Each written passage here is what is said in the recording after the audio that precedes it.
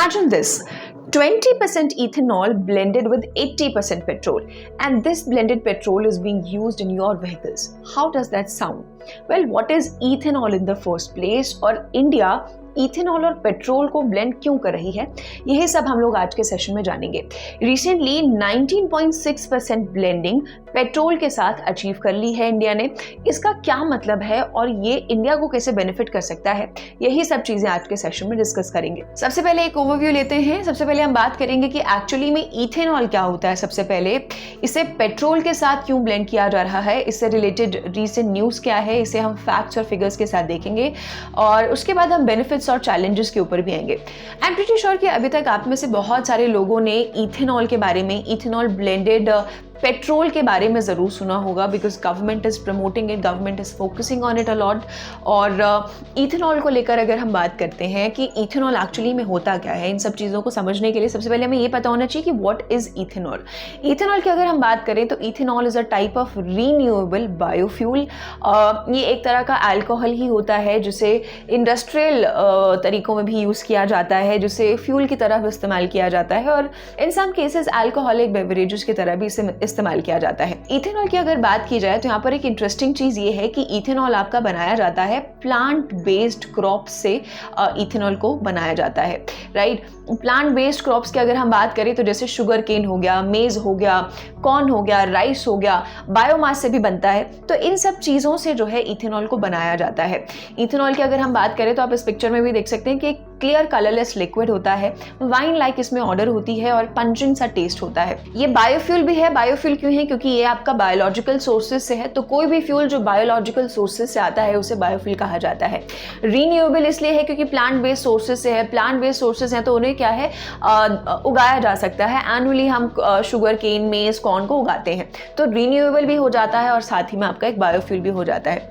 Ethanol की बात करें तो प्लांट बेस्ड सोर्सेज हैं। साथ ही में बात करें तो मेजर सोर्स जो है इसका वो आ जाता है शुगर केन के शुगर से इसे बनाया जाता है, राइट। तो शुगर एक मेजर सोर्स आ जाता है। शुगर के फर्मेंटेशन से जो है इथेनॉल को प्रिपेयर किया जाता है। ये वन ऑफ द मेथड्स है, और भी कई तरीके के मेथड्स हैं, कई तरह के चीजें हैं जिनके थ्रू इथेनॉल को बनाया जाता है। इंडिया में one of the major source of production is sugar cane and maize and corn, right. So ethanol की अगर हम बात करें तो आपको इतना आइडिया लग गया है कि इथेनॉल प्लांट बेस्ड क्रॉप से बनाया जाता है, अल्कोहल की तरह होता है। बात करें तो 99.9% ये एक्चुअली अल्कोहल ही होता है।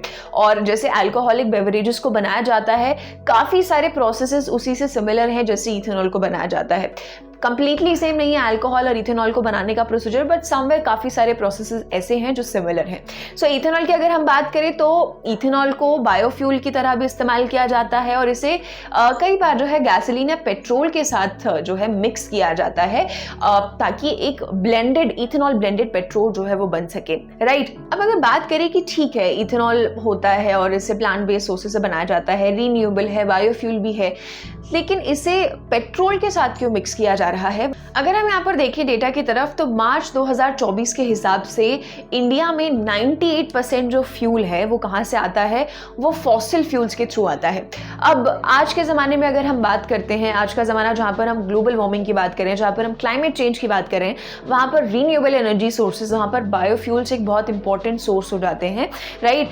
तो यहाँ पर 98% इंडिया का जो फ्यूल आता है वो आता है फॉसिल फ्यूल से, और सिर्फ 2% जो है वो बायोफ्यूल से हमें मिलता है जैसे कि इथेनॉल, राइट। तो अगर बात की जाए तो एक रीजन ये भी है कि इथेनॉल को इसलिए ब्लेंड किया जा रहा है ताकि फॉसिल फ्यूल्स के ऊपर जो डिपेंडेंसी है हम लोगों की उसे कम किया जा सके, राइट। अगर फॉसिल फ्यूल से हमारी डिपेंडेंसी कम होगी तभी हमारी एनर्जी जो है, एनर्जी सिक्योरिटी जो है वो बन पाएगी, हम ज़्यादा सिक्योर हो पाएंगे, राइट। इसी के साथ साथ आ जाता है एक दूसरा पॉइंट आ जाता है हमारा नेट इम्पोर्ट।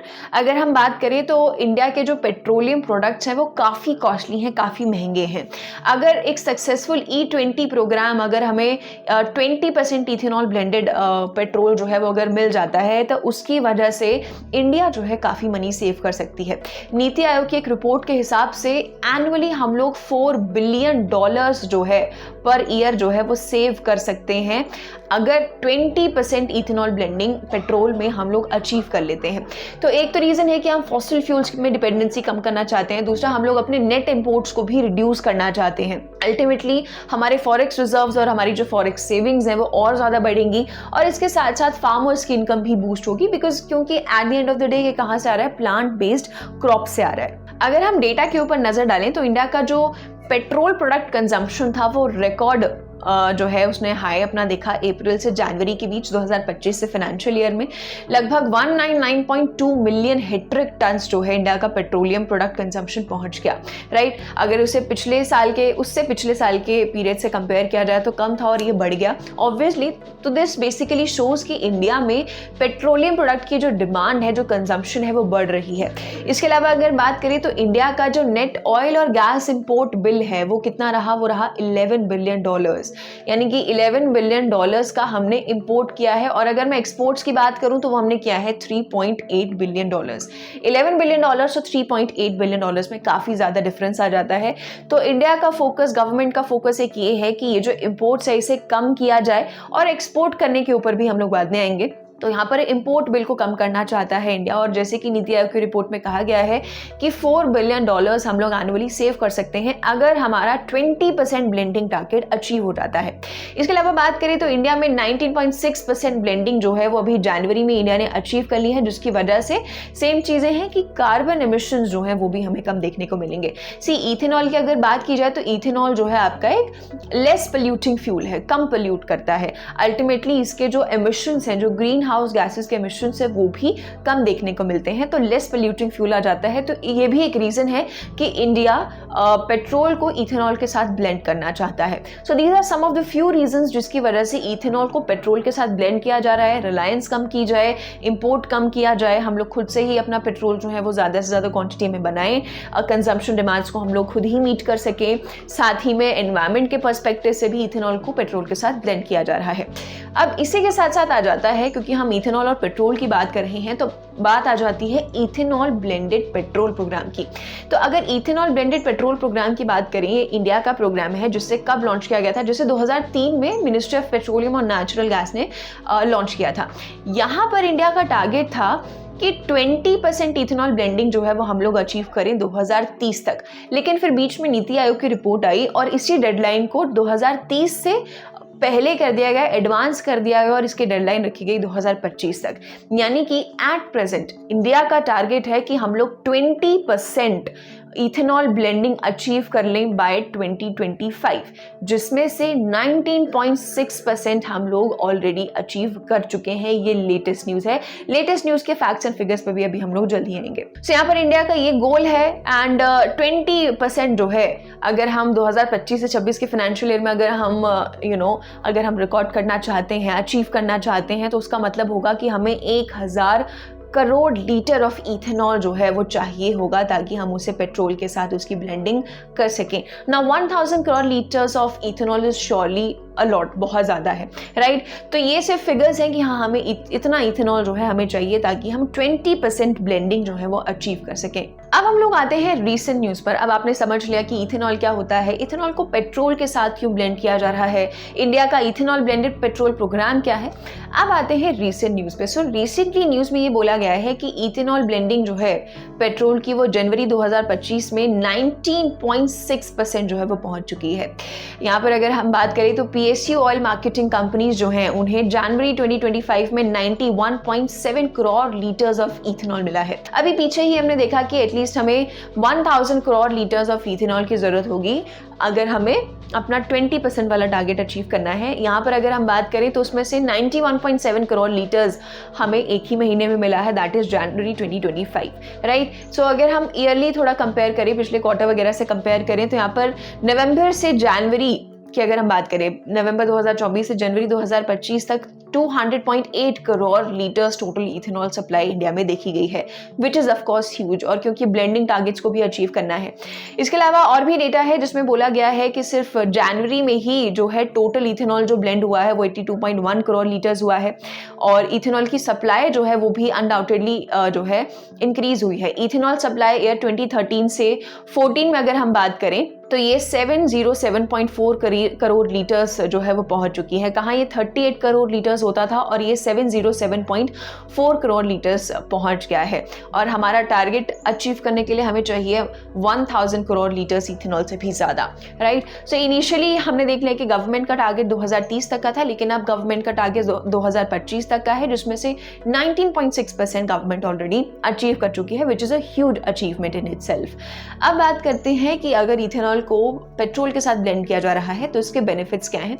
सबसे पहले तो इंडिया की एनर्जी सिक्योरिटी इससे बढ़ेगी। इंडिया की अगर बात करें तो अपनी एनर्जी नीड्स को पूरा करने के लिए इंडिया इंपोर्ट्स पे काफी ज्यादा डिपेंडेंट है, राइट। और ऐसे में इंपोर्ट्स पे अगर इंडिया इतना डिपेंडेंट है, और अगर ऐसे में कोई भी जियोपॉलिटिकल शिफ्ट अगर देखने को मिलता है, कोई भी जियोपॉलिटिकल शिफ्ट अगर इंडिया को देखने को मिलता है या फेस करना पड़ता है इंडिया को, तो उससे क्या है, इंपोर्ट्स जो है गड़बड़ा जाएंगे, और अल्टीमेटली इंडिया की जो एनर्जी सिक्योरिटी है वो हिल सकती है, राइट। सो एक बेनिफिट ये हो जाएगा, इथेनॉल ब्लेंडेड पेट्रोल अगर आता है तो हमारी डिपेंडेंसी फॉसिल फ्यूल्स के ऊपर कम होगी, हम इंपोर्ट कम करेंगे, और इंडिया की जो एनर्जी सिक्योरिटी है वो बैलेंस हो सकती है। ये जो EBP है, जो प्रोग्राम है, या जो इथेनॉल ब्लेंडिंग है, इसका एक मेजर बेनिफिट ये है कि इसकी वजह से हमारी जो डिपेंडेंसी है या जो हमारी इंडिया की एनर्जी सिक्योरिटी है वो बरकरार रह सकती है।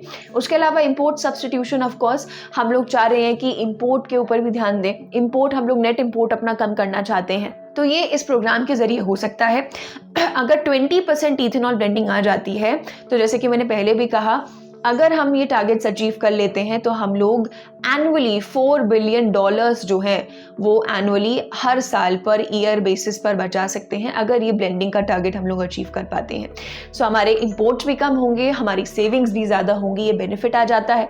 उसके अलावा तीसरा बेनिफिट आ जाता है reduction of emissions, of course, क्योंकि ग्रीन हाउस गैसेस का जो एमिशन है वो कम होता है। यहाँ पर अगर बात करें तो नीति आयोग की एक रिपोर्ट के हिसाब से अगर देखा जाए तो उसमें कहा गया था कि अगर 20% टारगेट अचीव हो जाता है तो 50% जो कार्बन मोनोऑक्साइड है जो यहाँ पे, ठीक है, 50% इसका एमिशन 2 व्हीलर्स में कम हो जाएगा अगर 20%। इस चीज़ को मैं फिर से रिपीट करती हूँ, अगर हम लोग 20% इथेनॉल को पेट्रोल के साथ ब्लेंड कर लेते हैं तो इससे कार्बन मोनोऑक्साइड जो है 50% इसका एमिशन कम हो जाएगा इन 2 व्हीलर्स, और 30% इसका एमिशन कम हो जाएगा इन 4 व्हीलर्स, राइट, जो कि हमारा एक बड़ा टारगेट है। हम लोग एमिशंस को भी कम करना चाहते हैं साथ साथ में। तो 50% कार्बन मोनोऑक्साइड 2 व्हीलर्स में कम होता हुआ नजर आएगा, और 30% एमिशन 4 व्हीलर्स में कम होता हुआ नजर आएगा, एज पर नीति आयोग की report. So reduction of emission भी एक बेनिफिट मिलता है। उसके अलावा बात करें तो फार्मर्स की इनकम को बढ़ावा मिलेगा इस प्रोग्राम के जरिए। अगर हम बात करें तो जो ऑयल मार्केटिंग कंपनीज हैं, राइट, अगर ये हम 2022 का डेटा ले रहे हैं तो यहाँ पर लगभग शुगर मिल्स, क्योंकि शुगर मिल्स की बात करें, शुगर मिल्स क्यों, क्योंकि शुगर केन एक मेजर सोर्स है इथेनॉल को प्रोड्यूस करने का। तो ऑयल मार्केटिंग कंपनीज ने लगभग 81,796 करोड़ रुपीस जो है वो शुगर मिल्स को पे किए हैं ताकि इथेनॉल की सप्लाई की जा सके। अब ये देखिए कि एक तो शुगर मिल्स में पैसा आ रहा है, प्लस क्योंकि ये प्लांट बेस्ड जो है ना आपका ये प्रोडक्ट है इथेनॉल, प्लांट से बनता है, तो इससे क्या है कि फार्मर्स को हेल्प मिलेगी, फार्मर्स इसको और ज़्यादा कल्टीवेट करेंगे, इसकी डिमांड आएगी, फार्मर्स कल्टीवेट करेंगे, फार्मर्स की इनकम इससे जो है वो बढ़ेगी, राइट। तो फार्मर्स की इनकम को अनडाउटेडली इससे हेल्प मिलेगी, रूरल इकोनॉमी स्ट्रॉन्ग होगी। इसके अलावा बात करें तो लास्ट में आ जाता है जॉब क्रिएशन अनडाउटेडली इससे होगा, इतने लोगों को जॉब करने का मौका मिलेगा इसके जरिए, क्योंकि प्रोडक्शन इसका ज़्यादा होगा, डिमांड इसकी ज़्यादा है, टारगेट्स हमें मीट करने हैं। यहाँ पर ADB की एक रिपोर्ट आई थी एशियन डेवलपमेंट बैंक की, जिसने ये कहा था कि इस प्रोग्राम के जरिए इंडिया में 18 मिलियन जॉब्स जो हैं वो क्रिएट होंगी, 18 मिलियन जॉब्स जो हैं वो रूरल एरियाज में क्रिएट होंगी। सो ये कुछ बेनिफिट्स हैं जो हमें देखने को मिलते हैं इथेनॉल ब्लेंडेड प्रोग्राम के साथ, जो हम इथेनॉल को ब्लेंड करना चाह रहे हैं, इससे कुछ बेनिफिट्स हमें नजर आते हैं। अब बात करते हैं चैलेंजेस की, राइट। चैलेंजेस की अगर हम बात करें इथेनॉल को ब्लेंड करने में, क्या क्या चैलेंजेस, क्या क्या कंसर्न्स हैं इससे रिलेटेड, तो सबसे पहला कंसर्न आ जाता है fuel efficiency, right. Fuel efficiency की अगर बात करते हैं तो यहाँ पर नोट किया गया है कि जहाँ पर इथेनॉल ब्लेंडेड पेट्रोल, EBP मैं यहाँ पर शॉर्ट में लिख रही हूँ, जहाँ पर इथेनॉल ब्लेंडेड जिन व्हीकल्स में इसका इस्तेमाल किया गया उनकी जो एफिशिएंसी है वो एवरेज 16% से नीचे हो गई, राइट, यानी कि उनके माइलेज में थोड़े रिडक्शंस देखने को मिले। तो यहाँ पर क्या है कि फ्यूल एफिशिएंसी एक चैलेंज आ जाता है, कंसर्न आ जाता है इथेनॉल ब्लेंडेड पेट्रोल के लिए। तो ये नीति आयोग की रिपोर्ट में बताया गया था कि 6% ऑन एन एवरेज जो है व्हीकल्स की फ्यूल एफिशिएंसी कम हुई है जहां पर इथेनॉल ब्लेंडेड पेट्रोल का इस्तेमाल किया गया है। इसी के साथ आ जाता है दूसरा चैलेंज जो कि इसी से जुड़ा हुआ है, व्हीकल कंपैटिबिलिटी, राइट। तो इसके लिए क्या है कि ऐसे व्हीकल्स लाने की जरूरत है जो कि इथेनॉल ब्लेंडेड पेट्रोल या फिर प्योर इथेनॉल के साथ कंपैटिबल हो, राइट, क्योंकि ऐसे व्हीकल्स जिनके इंजन्स उसके साथ कंपैटिबल हो, जिनके एमिशन सिस्टम्स जो हैं इथेनॉल के साथ कंपैटिबल हो, ऐसे व्हीकल्स लाना मार्केट में ज़रूरी है अगर फ्यूल एफिशिएंसी जो है इथेनॉल ब्लेंडेड पेट्रोल की नॉर्मल व्हीकल्स में कम है। तो ये एक चैलेंज आ जाता है, कंसर्न आ जाता है कि पहले तो फ्यूल एफिशिएंसी कम है, दूसरा हमें ऐसे व्हीकल्स जो है मार्केट में व्हीकल्स को थोड़ा मॉडिफाई करना होगा, इंजन्स को मॉडिफाई करना होगा, बेसिक चीज़ों को मॉडिफाई करना होगा ताकि ये इथेनॉल के साथ कंपैटिबल हो सके। इसके अलावा बात करें तो इथेनॉल की जो एनर्जी डेंसिटी होती है वो पेट्रोल से कम होती है, ठीक है, यानी कि हमें ज़्यादा इथेनॉल चाहिए होगा उतना ही एनर्जी प्रोड्यूस करने के लिए। जो पेट्रोल से जितनी एनर्जी प्रोड्यूस होगी उससे ज़्यादा हमें इथेनॉल चाहिए होगा वही सेम एनर्जी प्रोड्यूस करने के लिए। सो ये भी एक कंसर्न आ जाता है यहाँ पर। इसके अलावा बात करें तो इंफ्रास्ट्रक्चर और डिस्ट्रीब्यूशन भी एक कंसर्न आ जाता है। इथेनॉल की अगर बात करें तो उसको ट्रांसपोर्ट करने के लिए एडिकेट इंफ्रास्ट्रक्चर की ज़रूरत है, एडिकेट डिस्ट्रीब्यूशन सिस्टम्स की ज़रूरत है ताकि इस फ्यूल को एक जगह से दूसरी जगह ले जाया जा सके, राइट। अब इथेनॉल की अगर हम बात करें तो इथेनॉल जो है नेचर में कोरोसिव होता है और हाइग्रोस्कोपिक होता है, यानी कि इसका ये मतलब है कि जिन भी टैंक्स के थ्रू या जिन भी पाइपलाइंस के थ्रू या पंप्स के थ्रू इसे ट्रांसपोर्ट किया जाएगा वो कंटामिनेट हो सकती हैं, वो खराब हो सकती हैं, वो डैमेज हो सकती हैं। सो यानी कि अगर इथेनॉल को ट्रांसपोर्ट करना है तो उसके लिए एडिक्वेट इंफ्रास्ट्रक्चर की ज़रूरत होगी, विच मीन्स कि यहाँ पर हाई कॉस्ट ऑफ सप्लाई देखने को मिल सकता है। तो यहाँ पर गवर्नमेंट को इस चीज़ के ऊपर भी काम करने की ज़रूरत है कि इसका इंफ्रास्ट्रक्चर और इसका डिस्ट्रीब्यूशन जो है वो कैसे और बेटर किया जाए और साथ साथ पे कॉस्ट ऑफ सप्लाई को भी मेंटेन किया जाए। इसके अलावा बात करें तो आ जाता है फीड स्टॉक अवेलेबिलिटी, राइट। यहाँ पर एक बहुत common food versus fuel debate जो है वो देखने को मिली है इथेनॉल के साथ। फीड स्टॉक अवेलेबिलिटी की अगर हम बात करें तो बेसिकली हमने देखा कि इथेनॉल जो है प्लांट बेस्ड क्रॉप से बनाया जाता है, शुगर केन, मेज, कॉर्न हो गया, इन सब चीज़ों से बनाया जाता है। अब शुगर केन की अगर यहाँ पर बात की जाए, अगर शुगर केन की तरफ नजर डालें तो शुगर केन एक वाटर इंटेंसिव क्रॉप है, ठीक है, प्लस इसका कल्टिवेशन जो है काफ़ी हद तक मॉनसून पे भी डिपेंड करता है, राइट। तो ऐसे में क्या है, कई सारे फैक्टर्स हैं जो कि इन प्लांट्स के जो है ना इन प्लांट्स को ग्रो करने से रिलेटेड भी काफ़ी कंसर्न आ जाते हैं। तो एक तो वाटर इंटेंसिव क्रॉप है, तो यानी कि वाटर रिसोर्सेज को काफ़ी यूटिलाइज करेगा, इससे वाटर रिसोर्सेज पर स्ट्रेन पड़ सकता है। साथ साथ में शुगर केन जो है सॉइल हेल्थ को भी काफ़ी हद तक अफेक्ट करता है। तो बहुत ज़्यादा मैक्सिमम नंबर में शुगर केन का प्रोडक्शन जो है कहीं ना कहीं हैम्पर कर सकता है मल्टीपल चीज़ों को, तो ये भी शुगर केन के साथ कंसर्न्स आ जाते हैं। इसके अलावा अगर बात करें तो शुगर केन का जो यील्ड है वो मॉनसून पे काफ़ी ज़्यादा डिपेंड करता है। तो मॉनसून आने ना आने के ऊपर भी काफ़ी सारा शुगर केन जो है, शुगर केन कल्टिवेशन डिपेंडेंट हो जाता है, जिसकी वजह से फ्लक्चुएशन जो है वो देखने को मिलता है। इंडिया में इथेनॉल की अगर बात करें तो इथेनॉल प्रोडक्शन के लिए शुगर केन पर हैवी रिलायंस है, राइट। तो अपने ब्लेंडिंग टारगेट्स को पूरा करने के लिए इंडिया शुगर केन से भी ट्रांजिशन कर रहा है और ग्रेन बेस्ड इथेनॉल पर जा रहा है। अब ऐसे में जो ये ट्रांजिशन हुआ तो इसमें एक मेजर जो है प्रोड्यूसर आया कॉर्न। अब कॉर्न की अगर बात करें तो यहाँ पर कॉर्न के साथ भी एक कंसर्न ये आ जाता है कि इथेनॉल बनाने के लिए अगर कॉर्न का इस्तेमाल किया जा रहा है तो कॉर्न भी अभी करेंटली इंडिया में इंपोर्ट किया जा रहा है, राइट। तो यहाँ पर पहले कॉर्न भी सरप्लस क्वांटिटी में होता था, लेकिन अब जो है ये इंपोर्ट होने लगा है। तो जहाँ पर हम एक तरफ इंपोर्ट में रिलायंस कम करना चाहते हैं तो वहाँ पर दूसरी तरफ इंपोर्ट अभी ऑलरेडी हम लोग उसके प्रोडक्शन में कर रहे हैं। तो यहाँ पर ये भी एक कंसर्न आ जाता है जिस पर नजर डालने की जरूरत है। हेंस अगर हम ओवरऑल देखें तो शुगर केन के कल्टिवेशन से वाटर सोर्सेज पे जो है वो स्ट्रेन पड़ सकता है, सॉइल हेल्थ डिप्लीट हो सकती है।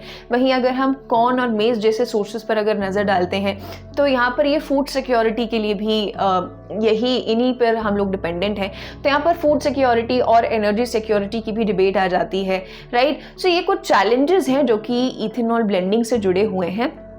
Fuel efficiency, vehicle compatibility, infrastructure distribution इसका कैसे करना है, और फीड स्टॉक अवेलेबिलिटी की जो हम इसको प्रोड्यूस कर रहे हैं वो किस तरीके से कर रहे हैं, और प्रोडक्शन में जो है कोई कमी नहीं आनी चाहिए। सो ये था ओवरऑल इथेनॉल ब्लेंडिंग से रिलेटेड सारी इन्फॉर्मेशन। आई होप आपको ये चीज़ें समझ आई होंगी, इथेनॉल क्या होता है, कैसे काम करता है। I would like to know कि आपका इसके ऊपर क्या ओपिनियन है। हमारे साथ कॉमेंट सेक्शन में ज़रूर शेयर करें कि इंडिया का जो इथेनॉल ब्लेंडिंग प्रोग्राम है इससे रिलेटेड आपका क्या ओपिनियन है। मिलेंगे अगले वीडियो में। Take care.